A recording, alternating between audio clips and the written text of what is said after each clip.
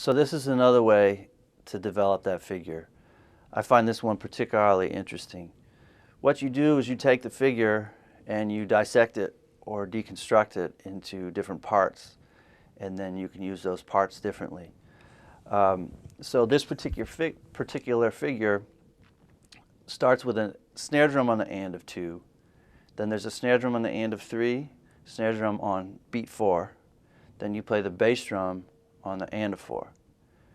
So what I would do, or one way to look at it, is the and of 2, that's the first part of the figure, and the and of 3, 4, and of 4 is the second part of the figure. So first I would work on the first half, the ands, and then I could displace the ands. I could put it on the and of 2 as original, and then put it on the and of 3, put it on the and of 4, put it on the and of 1. I can also displace it by eighth note, put it on 1, 2, 3, or 4. And then I can also do various combinations of the two, like the and of 2 and the and of 3, or the and of 1 and beat 3, or 3 ands in a row. Anything that you want to come up with, you can be very deliberate about it and strategic in terms of numbers and permutations, or you can just play and hear how it sounds in different spots.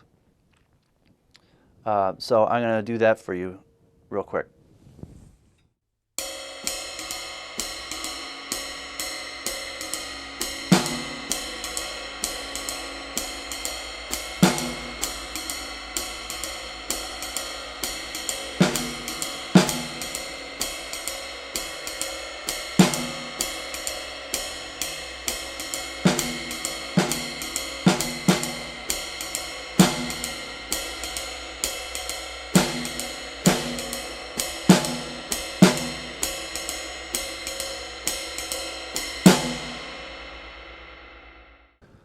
So that's the first half of the beat. The second half of the beat is the snare drum on the and of 3, snare drum on 4, and bass drum on the and of 4. Now, again, same as the first one, I can move it around, displace it by quarter notes or eighth notes. If I play quarter notes, I'm going to end up with something that's on the beat, I'll say starting on 4. So it'd be 4 and 1. And if it's off the beat, I could be and 2 and, or and 3 and, or and 4 or and 1 and. So I'm going to play some of those variations.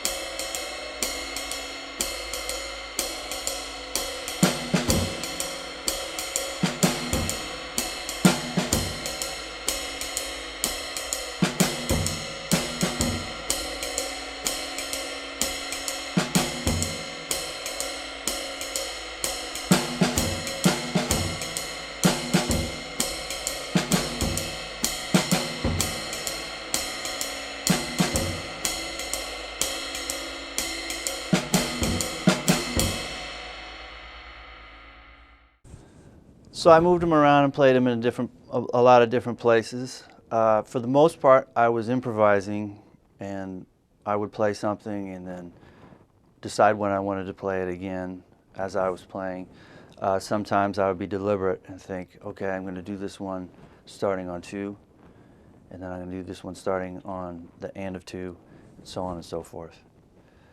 The next step, which is particularly interesting, is now I'm going to combine the two halves again, the first part and the second part, but I can combine them in a lot of different ways.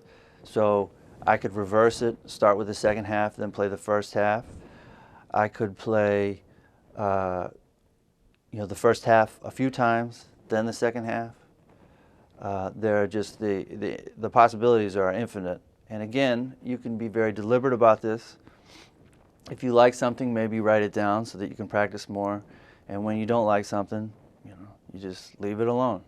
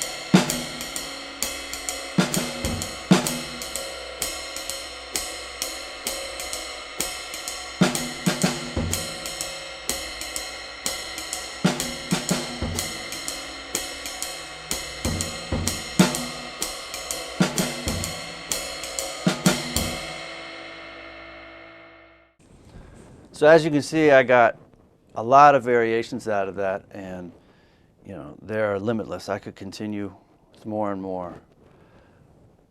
Then the next step is I could revoice that. As I mentioned before, I could reverse my snare drum and my bass drum, or use the hi-hat as a voice, or use the toms. Again, you can decide how much of this you're going to improvise and how much of this you want to be deliberate about, because by doing all these different things, it definitely challenges your coordination and provides